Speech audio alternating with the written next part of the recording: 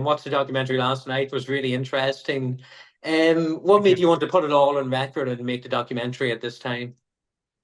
I think after 30 years, it was the right time. I think it was a good time to do it. Uh, there's been a lot of water under the bridge. We've had good times and bad times. We've had fallouts. We've had obviously loss, and we just thought this is if we're ever going to do it, now's the time. And yeah, it was a lot. It was hours and hours and hours of sitting in front of the camera and filming and going through old footage. And it was very therapeutic at times, very emotive. And I'm very proud of what we've achieved. And, with Curious Films and Sky, I don't think we could have made a better film. Hmm. And just of course, you said there's a lot of lows and highs and some loss also. Stephen Gately, obviously, in particular. Yeah. I suppose if I could just ask yourself, there's a quite a moving scene where you and Stephen's sister Michelle were handed some newspaper Yeah. that had the interview with Stephen coming out, and it was just interesting that you were moved to tears and Michelle was in floods of tears, whereas Louis Walsh his eyes kind of lit up and he said, "Wow, what a great picture. I love it. It's the lead story. It's great to see it got the front page." Were you taken aback somewhat, I suppose, by the contrast in reactions to being presented with this newspaper? Yeah, I think, without giving away any of the film, because I'm very excited about people seeing it, and we're trying not to tell too many of the tales Mm. from the film. But all the truth comes out in this documentary, and we want people to be able to sit down and make up their own minds from these things. And what you've just said is, when I watched that part of the film, it took the wind out of me. Um, yeah, it was very hard to watch that. Mm. And if you feel the same, if you've picked up on that, well, then the film has done its job in that regard. So, and that's only, a small piece of 3 hours of a film. That's only one small piece. There's a lot of those moments with lots of different people, um, journalists, and so on, that, as you've seen it, that you just can't believe the bloody, just how ruthless people were. It's devastating at times to watch and to hear it. Yeah.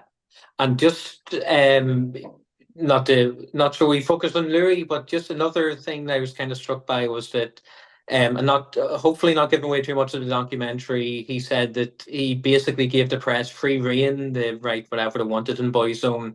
Right. Would it be too much to say maybe you can draw a line between him giving free rein to the press to kind of write what they want to the moment where we have, horrible allegations about Stephen Gately and the I'm aftermath and not, yeah, stuff? I'm not in a position to kind of surmise, what happened and who did what. I think people make up their minds themselves from the film, but I think Louis is incredibly honest in the film, which is that's wonderful that he has been that honest.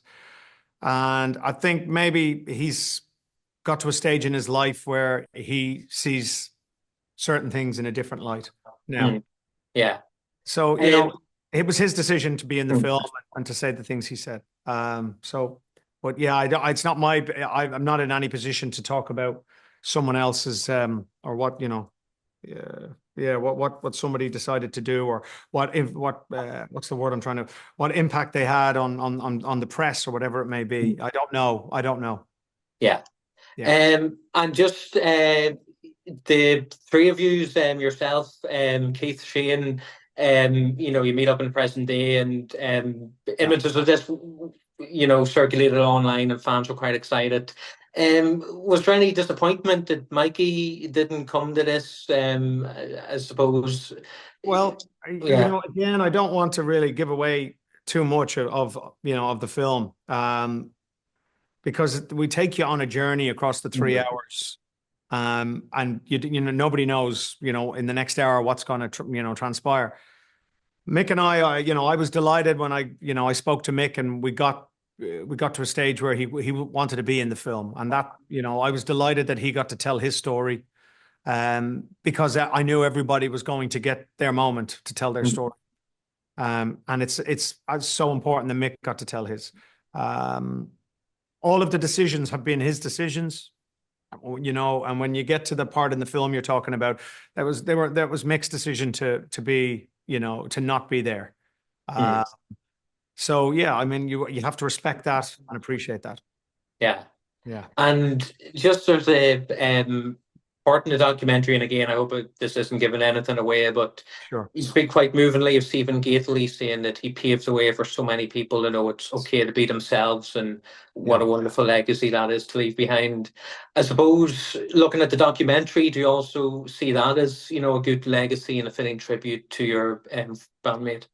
Yeah, I mean, yeah, I think, you know, all of us wanted to document the 30 years. It was a decision we made together that, you know, our children will get to see, you know, and our children's children will get to see, you know, what we did and, you know, how big it was for a moment and the people that we were then and the people we are now.